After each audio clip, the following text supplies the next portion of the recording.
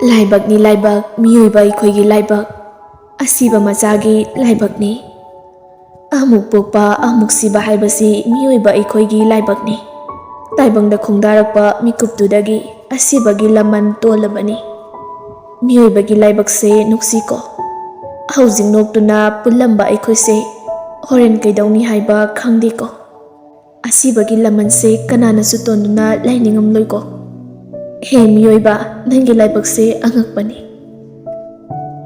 asumna lakpana Lucina lairiba hospital de yaurai makoi ahumsu wa amata ngangnadi Lucina lairiba ka aduda tamna changlai Lucy gi phibamadu ubada panthoidi masa khangauda miludagi Pirang masu tamna sintharai Panthoi ubada Lucy gi kangsilaba chimbalduna nokfet tawrai aduga hairai Panthoi lao aigi nakta lao nang aigi phibam si ubada aina dabra ise kaino haiduba aina karigi aina roidoribanu isebo asi haiduna Lucina lairiba bed aduda changsilai yambungda yamna phabani nanga maga thongnabase ise yamna nungai aini ngai leite ai yam pele Panthoi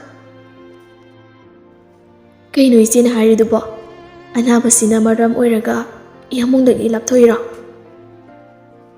ngasi hayeng khangdraba aina satkhraga lehoriba mana karamna lehobani khanbada isi siba ngamloi matam khara warabasu wana haujikti yamungse nangi oiredana aigi wakaldi aidum kaukranida kaino ichena haridubo isigi yamungde isigi dum oyo aigi de malakini nabase panaba tawse aduga aigi hutsinduna ichega yamunga luhongbiyo maduna aigi nungaitaba karisu lairoyi iche he angawbisidi kaigi nangna kaplibadubo nangi narambo mingoda kaigi pidoino nangi naranna pose seksina thamo mangan bayade ko mahilna Lucy wayang ngangano isan Panthoi kari chani sidare tamo yarni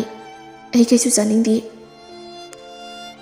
Panthoi lohongbade kiyang walige lamtagi nini panbani hainai haina tai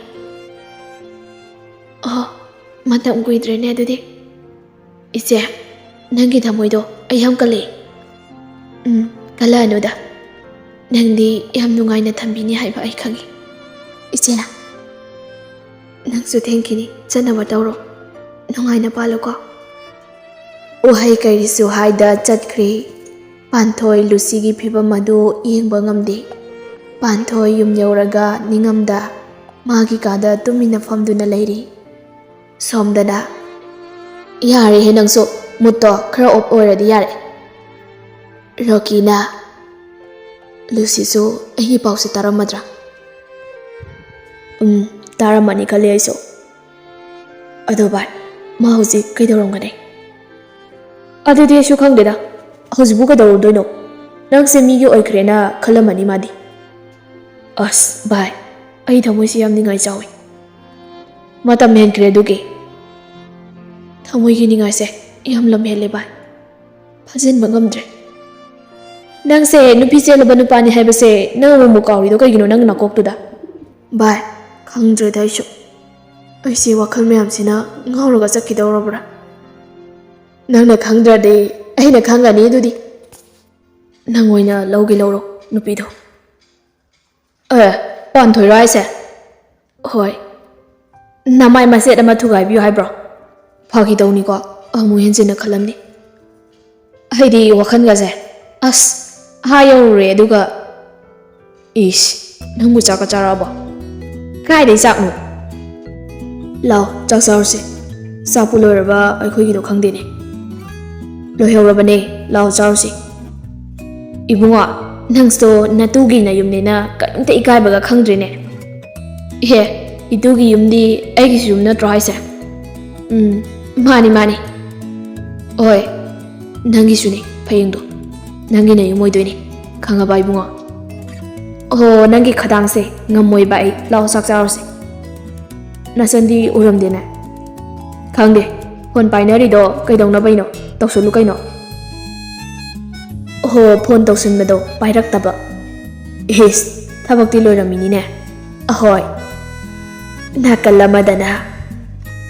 Mahel. Wase yamung da so hairaso. Mipung khuding lana longnaraga leibado. Pamdre. Ai so do maina khalini. Phare. Hayeng di pause. Ihamung buso khangalase.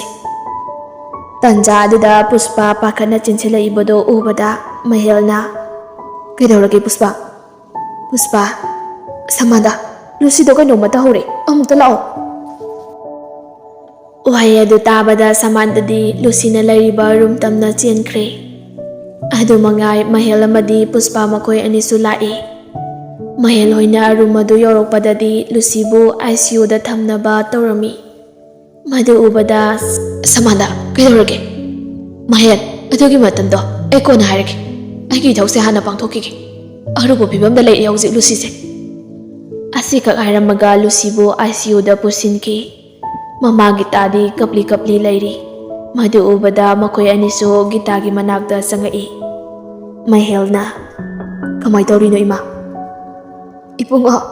Kamai na hayo haibano aibo. Puspa. Kamai taurino. Sor mapi sauna holakpane. Aduga tumina laiki badada. Aida noi ko wala idoni. Hauski pibamdudi aisu khangaudre. Asumna lairingai makoi ahumgi marakta. Mahel tapna changaktuna hairee. Ima, Lucy gise stock tokibani. Aduna oxygen wali. Adunani. Aina ICU da thamise. Ibunga, aigi isase karisu tawreko. Ima yamna pakhale ibunga. Asi haidana Gitadi kaplai. Ima, karisu tawraroida. Isor kurumsi. Aina haiba sungomdre. Ima, laibaki nongdam haibaduni. Yamba, ayengdegi birthday ni. Aduna karangana laukwa.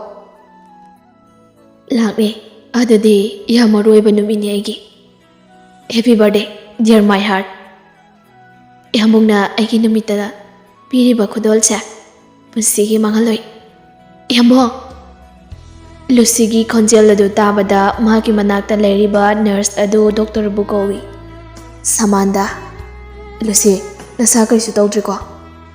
Haibagi maongda mangak adu nomi. Sister, magi oxygen je lokto. Oxygen do hek lokthokpaga. Ayamong buyam uningi. Amukta uwan biyo. Se, aikoina hayeng yamong do kaurura doini. Aduga nang nahaining liba mayam do. Yamong da haijaro. Aibo, hayeng yamong gi saktama dubo. Uba pangkitra. Puspana. Kaino nang nahari diba? Nang karisu tawri. Akoy mayam lairibasidi. Samandana.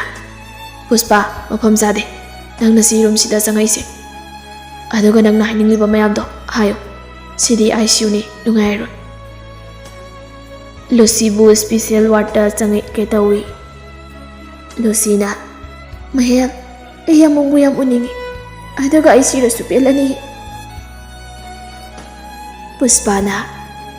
Kaino nang nahari duba? Akoy mayam lairibasidi. Nang kaigi dumaina hari no? Puspa, noi mayam laibagi ay ngasisu hinglibane. Adubu matam na loyaklabada ay hinglingi hadoda hingbangam khidra. Ay suyam hinglingi nakoy mayam gi marakta. Adubu Mapamadda laiba ngamdraduna Mahel amadi Samanda mapalda thoki. Puspadi Lucy bu konsenduna kapkri. Lucy su Puspada konduna kaplai. Ayam hingningi. Nakoy aybu hingalo. Ayam hingningi. Se, aybu amta hingalo.